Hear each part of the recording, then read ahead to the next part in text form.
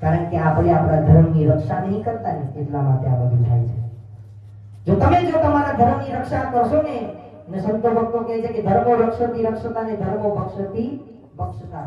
તમે જો પોતાના ધર્મની રક્ષા કરશો તો ધર્મ તમારી રક્ષા કરશે. આ પાઠની જે સેવા છે ને પિત્તરની એમને એમ નહીં થઈ. આ પાઠને આપણે જાણીએ પણ આપણી અંદર ઉતારતા નહીં, એની રામાયણ છે. જો તમે ઉતારી લો તો તમારો બેડો પાર થાય ને.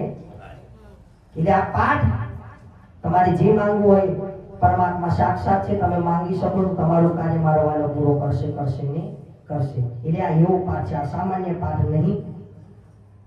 નતા ધરતી નતા આકાશ તેથી ધણી આપો આપ. જતે પૃથ્વી બી નથી ને તે સમયથી આ પાઠ ચાલતો આવ્યો છે અને અત્યાર સુધી જે દિવસ પૃથ્વી નહીં હોય ને તે દિવસ બી આ પાઠ હશે ને હશે.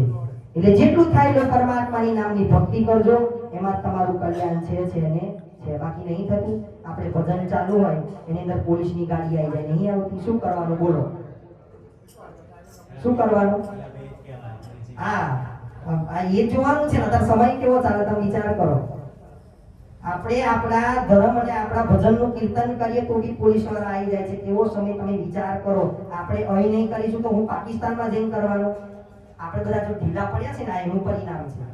અને તમે બધા જો જાગી જશો ને તો કોઈની તાકાત નહીં. મેં વડીવાડીના છોકરાઓને કીધું, મેં ગ્રુપ બનાવીને રહેજો. મુકેશભાઈ કીધું મેં કીધું જો તમે ગ્રુપ બનાવી રહેશો ને તો કોઈની તાકાત નહીં તમને તોડી શકશે. 1 લાકડી બધા તોડી શકે પણ જૂઠ હોય ને તો કોઈની તાકાત નહીં. આપણે આપણા હિન્દુ દેશની અંદર તમે વિચાર કરો કેવો સમય આવ્યો કે આપણે આપણા ધર્મનું કરી નહીં શકતા. નહીં કરી શકતા. જો 12 વાગે 1 વાગે એટલે પોલીસ વાળા આવી જાય. આખી પૃથ્વીની અંદર હિન્દુ દેશ કેટલા છે? એક જ છે. આપણી પાસે એક જ છે. પહેલા તો સમગ્ર પૃથ્વી હિન્દુ હતી પણ ધીમે ધીમે બધું થયું એટલે બધું અલગ અલગ થઈ ગયું. જો હવે નહીં જાગ્યા ને તો પછી નહીં પડે.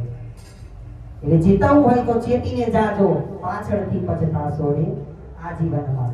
એટલે સંતો કહે કલ્યાણ રાસ કર્યું ના માન્યું, આ પથરા ઉપર પોની રે આજીવનમાં. જો સંતો કે શબ્દ તમને સાચા લાગે તો જીવી લેવા. આપણે જો આપણા ધર્મની રક્ષા કરવી પડશે તો પહેલું પગથિયું કે આપણા મા બાપની સેવા કરવી પડશે, આપણા ગુરુ મહારાજનું માનવું પડશે, સંતો જે શબ્દો કે એને આપણે અનુસરવા પડશે. એવું નહીં કે ઝંડા લઈને આગળ, પણ ના, એ ગુણ બી આપણી અંદર આવવાનો છે. તમારા ધર્મની રક્ષા થશે ને. જો જે સમય છે આપણી પાસે હવે નહીં જાગ્યા તો ક્યારેય નહીં જાગીશું. અને ખરેખર હું વડીવાડીની ગામની પાવન ભૂમિ પર ભાગવત કથા કરી મને બહુ આનંદ થયો. છોકરાઓને એટલો આમ એકબીજા પ્રત્યે ભાવ ને એટલું આ લોકો તપસ મને ખૂબ ગમ્યું. એની માટે જોરદાર તાળી પાડો.